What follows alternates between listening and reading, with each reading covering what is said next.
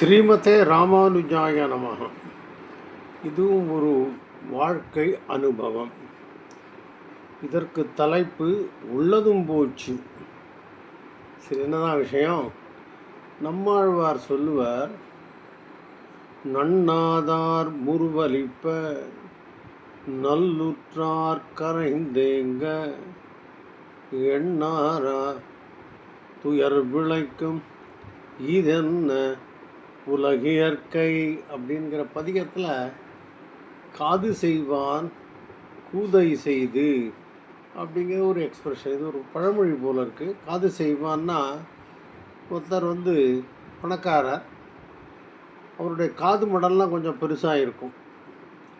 அவன் மனைவி சொன்னால், உங்கள் காது இவ்வளோ, உங்கள் மடல் இவ்வளோ பெருசாக, காது மடல் பெருசாக இருக்கே, இன்னும் சில அணிகலன்கள் சேர்த்து கொள்ளலாமே, ஏற்கனவே குண்டலம் இது இருக்குது, அது பேர் என்ன, அந்த வைரத்தோடு இருக்கிறது, ஜொலிக்கிறது, இன்னும் சிலவற்றை சேர்த்து கொள்ளலாமே அப்படின்னு சொல்ல தட்டார்ட்ட போகிறார்.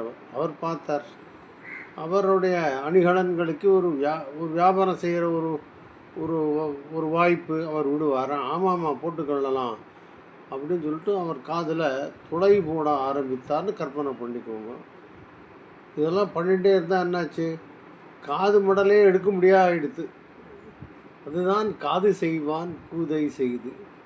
அதே மாதிரியாகத்தான் எனக்கும்.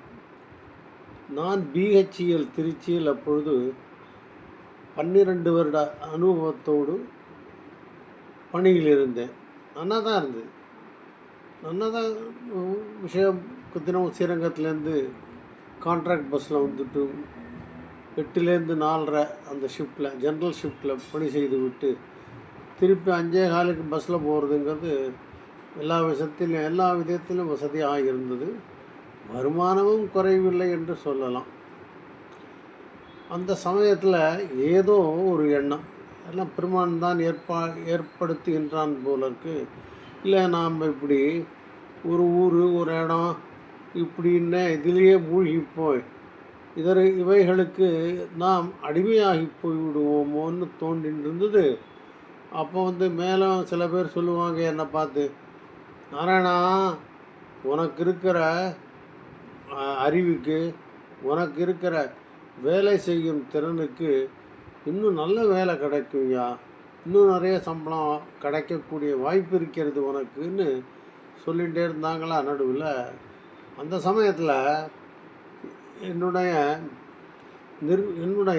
துறையின் முதல்வர் அவர் என்ன பண்ணார், திடீர்னு வேலையை செஞ்சு விட்டுட்டு டெல்லியில் ஒரு கன்சல்டன்சி ஆரம்பிக்க போகிறேன்னார். அட, நல்லா இருக்கேன், நமக்கும் இது ஒரு வாய்ப்பு தானே, டெல்லிக்கு போனால் பல புது விஷயங்களை தெரிந்து கொள்ளலாமே அப்படின்னு சொல்லிட்டு உடனடியாக நானும் ரிசைன் செய்து அவரோடு போய் சேர்ந்து விட்டேன். டெல்லியில் 1986 ஜூன் மாதம் போய் சேர்ந்தோம். ஒரு வருஷத்துலேயே தெரிஞ்சு போயிடுது. எங்களுடைய சர்வீஸ் தான், நாங்கள் ப்ராடக்ட் பண்ணலை, எங்கள் சர்வீஸ் ப்ரொவைடர் தான் நாங்கள். எங்களுடைய சர்வீஸுக்கு அப்படிப்பட்ட மார்க்கெட் இல்லைன்னு முதல் வருஷமே தெரிஞ்சுவிடுது. அப்புறம் என்னென்னமோ தேடி லெட்டர்லாம் போட்டுகிட்டே இருந்தாங்க, ஒன்றும் வரல. அப்படியும் இப்படியுமா ஒரு 2.5 வருஷம் கழித்து ஒரு வாய்ப்பு கிடைத்தது. அதிலெல்லாம் போய் ஏதோ பணம் சம்பாதித்தது எங்கள் கன்சல்டன்சி நிறுவனம். ஆனால் பிரச்சனை என்னன்னா, நான் அந்த கன்சல்டன்சியில் வேலை செய்த எங்களுக்கு எந்த சம்பளமும் நிர்ணயிக்கப்படவில்லை. வெறும் வீட்டு வாடகை கொடுத்துருவாங்க. டெல்லியில் வீட்டு வாடகை கொஞ்சம் ஜாஸ்தி. நான் ஸ்ரீரங்கத்தில் 300 ரூபாயில் இருந்தேன் வாடகைக்கு. டெல்லியில் அதுவே 2500 ரூபாயாக ஆகிவிட்டது. சரி, இப்படிலாம் திணறி கொண்டிருக்க போது தான் கொஞ்சம் கொஞ்சமாக புரிய ஆரம்பித்தது, உள்ளதும் போச்சு. ஆமாம், பிஹெச்இயில் ரிட்டையர்மெண்ட் பெனிஃபிட்ஸ் எல்லாமே இதில் போட்டுவிட்டோம். அப்புறம் இப்போது மாத சம்பளமும் ரெகுலராக வரதில்லை.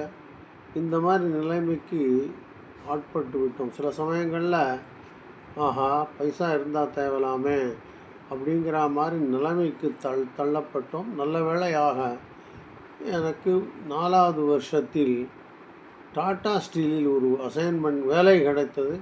அங்கே போய் சேர்ந்தேன். கொட்டுற மழையில் நனைஞ்சின்னு இருக்கிற எனக்கு ஒரு பெரிய ஷெல்டர் மாதிரி இருந்தது டாடா ஸ்டீல். அதில் 20 வருஷம் இல்லை, 18 வருஷம், ஏன்னா வயசாகிடுது எனக்கு. அப்போது 18 வருஷம் பணி செய்து 2008 ரிட்டையர் ஆகினேன்.